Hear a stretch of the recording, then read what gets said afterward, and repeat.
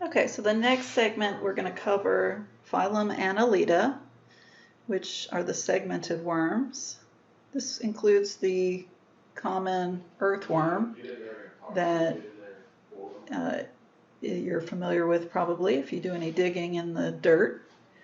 And the segmented worms have visibly on the outer surface and also on the inner surface of their body segments, divisions. You can see these ridges on the outer surface here, and when you open up the worm, if you cut the worm lengthwise and open it up, you can see on the inside there are membranes that separate each little section of the body from the next section.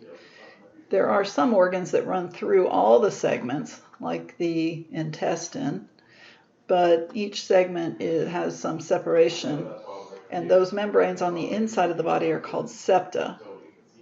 There's also a pretty well-developed cerebral ganglion, which you'll remember it's like a small brain. They have a closed circulation, which means the blood stays inside of vessels throughout the entire body. They do have a part of the vessel that has muscles around it and acts to contract, to pump the blood forward through that system. They have a nerve cord that runs on the belly side of the animal, so we call that the ventral side. And they have a complete digestive tract, which means they have a mouth and an anus. So this is a close-up. This would be like two segments, a close-up view looking inside of the worm. And if you kind of peel back the skin here, you can see the intestine runs through all the segments, the blood vessels run through all the segments, the nerve cord runs through all the segments. Each segment has its own little, what's called nephridium, which is like a little tiny kidney, and it filters the blood and releases, there's a little pore on the skin surface that releases wastes out through the skin. So there's little tiny holes all along the body where little tiny bits of waste are excreted out of the body. So like I said, the Annelida includes earthworms and leeches, and then even some odd aquatic organisms, like this worm is called the feather duster. But typically the earthworm is your main example, and then sometimes leeches are mentioned. But earthworm can be the name, the example animal that you want to think of when you think of phylum Annelida. There's another group of worms. This is phylum Nematoda. The nematodes the common name is the roundworms. So phylum Annelida, the common name is segmented worms. For phylum Nematoda, the common name is roundworms, which is kind of non-specific because, I mean, the annelids are round, but these are roundworms that are not segmented. So you can see there's not a segmentation on the body, and they do have a complete digestive system, so a mouth and an anus. They do have a nerve cord. They're pretty simple organisms. They can be parasites or free living. So some of them are parasites, some of them are free living. And the nematodes, one that's been studied as a model organism in molecular biology is CAENORHABDITIS elegans. So you pronounce this C as a soft C, so like an S sound, CAENORHABDITIS elegans. Although often we just say C. elegans for short. This guy has been studied quite a bit. He is microscopic. He's easily seen under the microscope. You don't have to go to a real high level of magnification, but you do need a microscope to see him. And they've done a lot of genetic studies and developmental studies. You don't need to memorize all this. But C. elegans is a free-living nematode that is used a lot in molecular biology studies.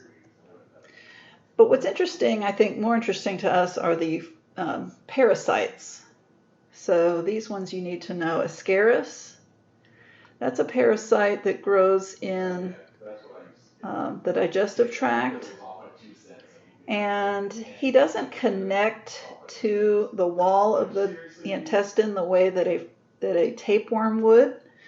This guy just grows and reproduces, and sometimes you can get so many of these worms that it can create a big mass that blocks the intestine.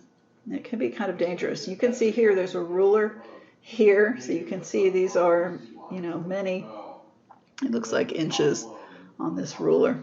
So these can be quite large.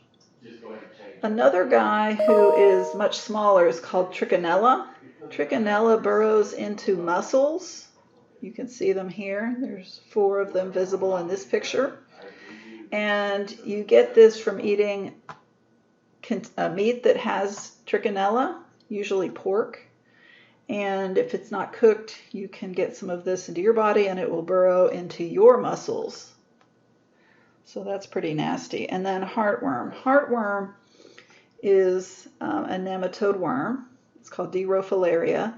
And the eggs are typically, or what we call the juvenile worms, are typically transmitted by a mosquito. So a mosquito would bite an animal that has it, and then it might pick up some of the juvenile worms in that blood, and then it bites another animal and it transfers those juveniles to the recipient.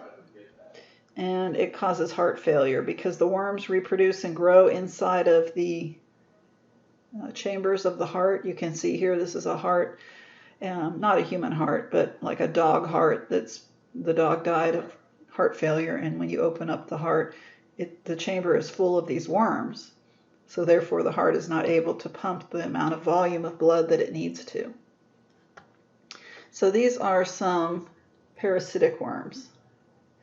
And I wrote, the title of this says 50 species of nematodes cause human disease. Ascaris and Trichinella, humans can get that. I don't think humans can get heartworm. It would be really unusual if that happened, but they cause disease in animals.